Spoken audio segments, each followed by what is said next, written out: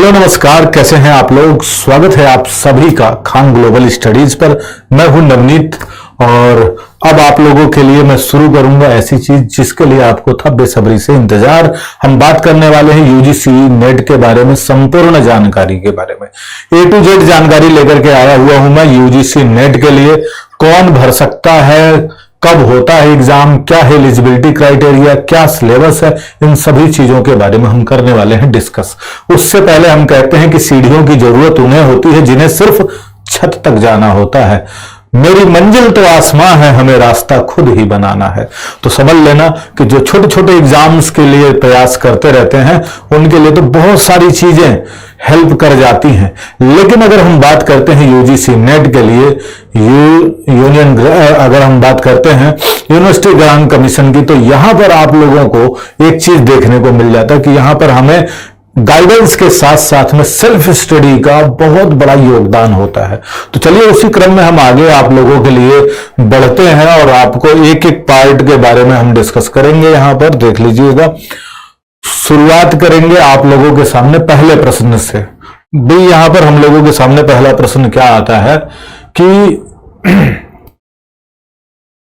ये जो हमारा पहला प्रश्न आता है कि जो यूजीसी नेट है, आखिर ये यूजीसी नेट होता क्या है, किसे कहते हैं यूजीसी नेट और इसके फायदे क्या होते हैं।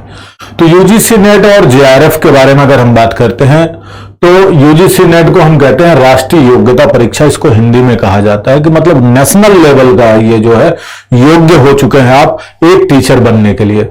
तो ये जो परीक्षा है भारत में उच्च शिक्षण संस्थानों में व्याख्याता मतलब लेक्चरर पद के लिए, उच्च शिक्षण में मतलब अगर हम बात करते हैं कॉलेजेस में पढ़ाने के लिए, कॉलेज में पढ़ाने के लिए, यूनिवर्सिटी में पढ़ाने के लिए व्याख्याता और सहायक प्रोफेसर तथा जूनियर रिसर्च फेलोशिप के लिए सरकारी शैक्षणिक नौकरियों के लिए यूजीसी नेट परीक्षा सबसे प्रतिस्पर्धी है, कॉम्पिटेटिव परीक्षाओं में से एक है। मतलब एक क्या है, एक कंपटीशन है, एक एग्जाम कंडक्ट करवाया जाता है यूनियन ग्रांट कमीशन की तरफ से। और अगर हम बात करते हैं यूनिवर्सिटी ग्रांट कमीशन की तरफ से, सॉरी, और इसमें अगर हम बात करते हैं परीक्षाओं में दो पेपर शामिल होते हैं भाई। इसमें एक होता है पेपर 1 और दूसरा होता है पेपर 2।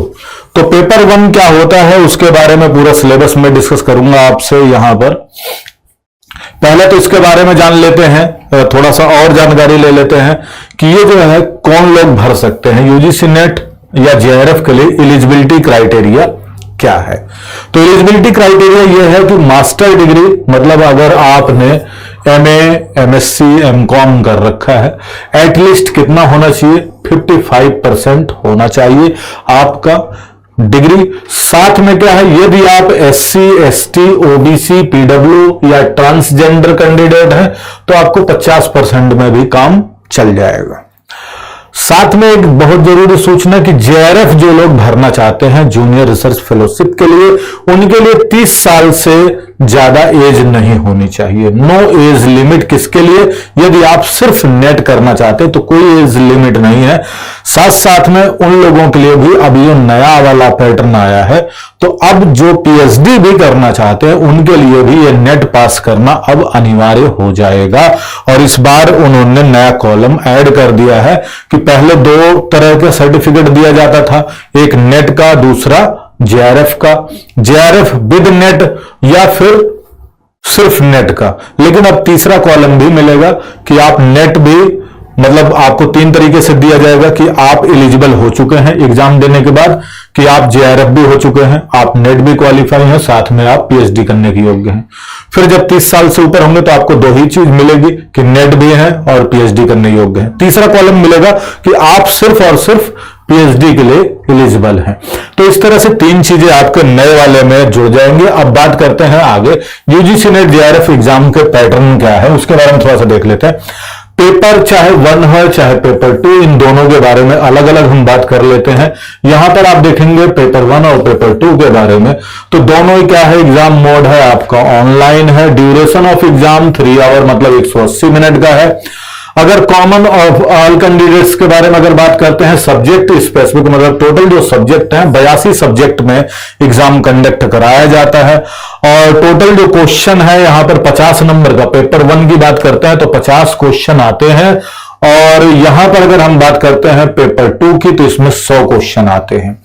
50 क्वेश्चन वाला ये जो है ये 100 नंबर का, अर्थात प्रत्येक क्वेश्चन जो है 2 मार्क्स का होता है और ये जो 100 क्वेश्चन है ये 200 मार्क्स के हैं, अर्थात क्या है 2 नंबर का प्रत्येक क्वेश्चन होता है। लैंग्वेज अगर बात करते हैं हिंदी और इंग्लिश दोनों ही माध्यम में दोनों चीजें आपकी अवेलेबल रहेंगी, तो इस चीज को भी आप ध्यान रखिएगा। साथ में अब अगर बात करते हैं पेपर 1 में तो किस टॉपिक का कितना मैटर करता है, मतलब किस टॉपिक से कितने क्वेश्चन आते हैं और उनका वेटेज क्या रहता है। तो अगर बात करते हैं टीचिंग एप्टीट्यूड वाले पार्ट से आपको 5 क्वेश्चन 10 नंबर का हो जाता है, रिसर्च एप्टीट्यूड से भी 5 क्वेश्चन 10 नंबर का हो जाता है, रीडिंग कॉम्प्रिहेंशन से 5 क्वेश्चन 10 नंबर का, कम्युनिकेशन से 5 क्वेश्चन 10 नंबर का और रीजनिंग इंक्लूडेड विद मैथ के साथ में 5 क्वेश्चन 10 नंबर का, लॉजिकल रीजनिंग 5 क्वेश्चन 10 नंबर का, डाटा इंटरप्रिटेशन मतलब डीआई 5 क्वेश्चन 10 नंबर का और यहां पर अगर बात करते हैं information and communication technology ICT के बारे में तो ये भी 5 क्वेश्चन 10 नंबर का और साथ साथ में पीपल एंड एनवायरमेंट वाला भी 5 ही क्वेश्चन 10 नंबर का होता है।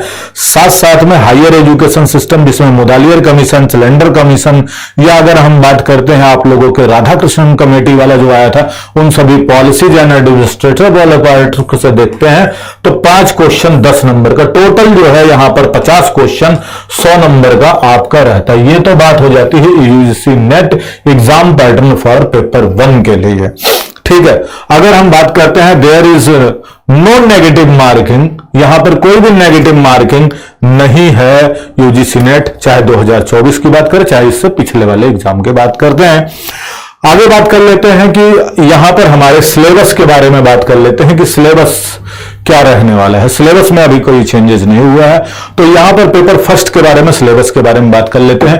पहली जो यूनिट होती है वो टीचिंग एप्टीट्यूड की होती है। टीचिंग एप्टीट्यूड में यहां पर टीचिंग का कॉन्सेप्ट हो जाता है, ऑब्जेक्टिव हो जाता है, लेवल्स ऑफ टीचिंग, मेथड मतलब मेमोरी ऑफ अंडरस्टैंडिंग जैसे पार्ट को कवर किया जाता है।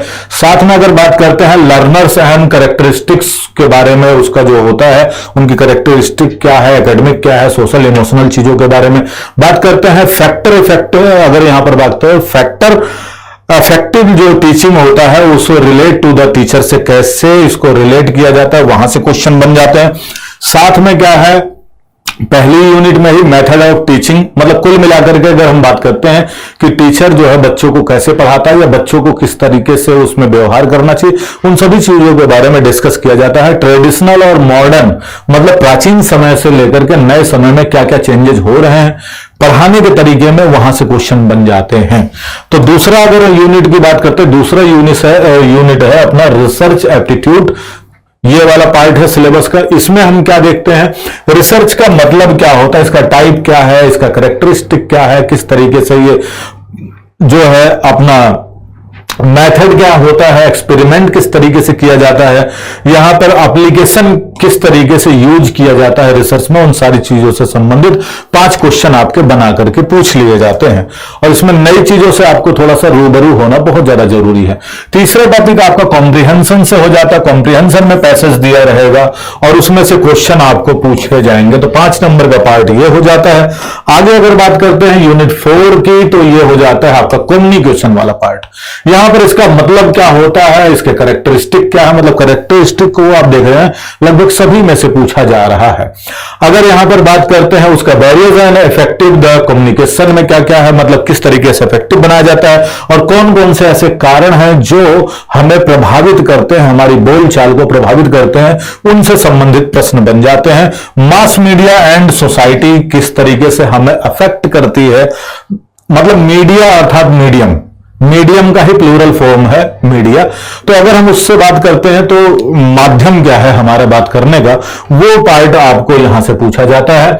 अब बात करते हैं मैथमेटिकल रिसर्च एंड एप्टीट्यूड जो पार्ट होता है, टाइप ऑफ रीजनिंग क्या है, series number, letters and code, relationship, यहां से क्वेश्चन बन जाता है। अब 6 यूनिट है लॉजिकल रीजनिंग में। यहां पर understanding the structure of the argument, किस तरीके से एक दो बात करते हैं, कैसे हमें बात करना चाहिए, मतलब कहां पर हम किस सिचुएशन में कैसे एक्शंस को ले सकते हैं, मूड ऑफ फिगर क्या होता है, इन सबसे संबंधित क्वेश्चन आपको लॉजिकल रीजनिंग में देखने को मिल जाता है। उसमें वेन डायग्राम वगैरह सारी चीज शामिल है। लॉजिकल रीजनिंग के अंतर्गत ही यहां पर अगर हम बात करते हैं इन्फ्रेंसेस, और आप लोगों को बहुत सारी ऐसी चीजें देखने को हम मिल जाता है, ठीक है, शब्द वगैरह के बारे में भी सारी चीजें होती हैं। अब आते हैं 7th वाले में, तो डाटा इंटरप्रिटेशन, मतलब यहां पर डीआई के बारे में बात करते हैं। बहुत सारी ऐसी चीजें हैं, अगर चार्ट बार है, हिस्टोग्राम है, प्री चार्ट है, यहां पाई चार्ट है, टेबल चार्ट है, मतलब चार्ट के प्रकार अगर आप देखते हैं इकोनॉमिक्स वाले पार्ट में, जैसे आप लोगों ने मीन मीडियन मोड वाला पार्ट बात करते हैं, तो उसी तरीके से लगभग मिलता जुलता आपको मिलता है डाटा इंटरप्रिटेशन। साथ में डाटा एंड गवर्नेंस, ये सारी चीजों के बारे में आपसे पूछा जाता है। इसमें जनसंख्या वगैरह सारी चीजें शामिल हो सकती हैं।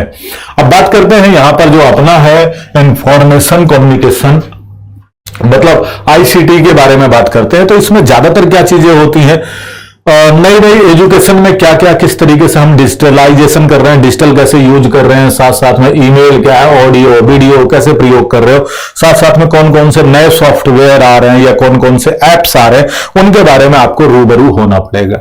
अगर हम ये बात करते हैं सेकंड लास्ट जिसको कहते हैं पीपल डेवलपमेंट एंड एनवायरमेंट, जो सिलेबस वाला पार्ट है, इसमें क्या है आपको मिलेनियम्स ऑफ डेवलपमेंट के बारे में बात कर लेते हैं। सस्टेनेबल डेवलपमेंट क्या होता है, मतलब सतत विकास वाला जो कार्यक्रम हम लेकर के चलते हैं। ह्यूमन एनवायरनमेंट जो है, इंटरेक्शन कैसा होना चाहिए कि आगे समय में हम पर्यावरण को बचाते हुए लोगों को सरवाइव कर सकें और इस धरती को भी सही स्वच्छ रख सकें। यहां पर हम ठोस, गैस, लिक्विड, इन सब के बारे में भी बात करेंगे। क्लाइमेट चेंजेस और उसका प्रभाव पड़ने वाले से संबंधित क्वेश्चन आप लोगों के बन जाते हैं। अब बात करते हैं यहां पर पीपल डेवलपमेंट एंड एनवायरनमेंट, उसी वाले पार्ट का। अब थोड़े से कुछ एक दो थ्योरीज भी इसमें शामिल हो जाती है। लास्ट जो हमारा है 10वां यूनिट हायर एजुकेशन सिस्टम में, यहां पर इंस्टीट्यूशन हायर लर्निंग वाले पार्ट से आपको क्वेश्चन देखने को मिल जाता है।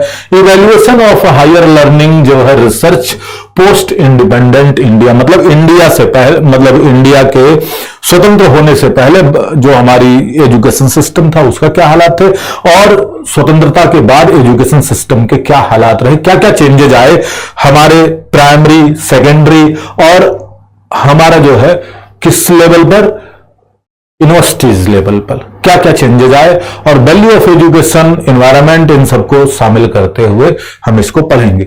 बाकी अगर बात करते हैं सेकंड यूनिट की, सेकंड यूनिट मतलब सेकंड पार्ट जो है आपका एग्जाम का, ये तो हो गया पेपर 1 का। पेपर 2 आपके सब्जेक्ट से रिलेटेड रहेगा। आप कहेंगे तो उससे रिलेटेड जो है अपने यूजीसी नेट का एक ब्लॉग है केजीएस टीचिंग में, तो आप उस पर जाकर के इसको ढूंढ सकते हैं। वहां पर सारे सब्जेक्ट का सिलेबस आप लोगों के लिए अपलोड कर दिया गया है। अब लास्ट इंफॉर्मेशन पर हम चलते हैं कि भाई ये एग्जाम कब होता है। तो एग्जाम कंडक्ट 2 बार करवाया जाता है, जून और दिसंबर में ये आपको 2 बार एग्जाम करवाया जाता है, ठीक है। अब यहां पर अगर बात करते हैं जून की डेट क्या दी जाती है, 1 जून से लेकर के 21 जून के बीच में आपको फॉर्म देखने को मिल जाता है, नोटिफिकेशन देखने को मिल जाता है। सेम इसी तरीके से दिसंबर में भी होता है। अभी तक नोटिफिकेशन नहीं आया, जल्दी आप लोगों के लिए नोटिफिकेशन मिल जाएगा। तो ये थी छोटी सी इंफॉर्मेशन आप लोगों के लिए।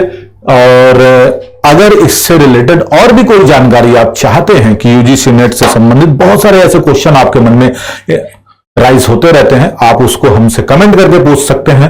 और हमारी वीडियोस को देखने के लिए, क्लासेस को देखने के लिए आप जो है केजीएस टीचिंग चैनल को सब्सक्राइब कर लीजिएगा। जल्द ही आप लोगों के लिए जून के लिए हम टारगेटेड एक तरीके से बैच यूट्यूब पर ही लेकर के आ जाएंगे, और फाउंडेशन बैच लेकर के आ रहे हैं दिसंबर के लिए, तो आप उसके लिए भी बिल्कुल तैयार रहिएगा। मिलेंगे नेक्स्ट वीडियो में, तब तक के लिए thank you so much, take care, bye bye, जय हिंद, जय भारत।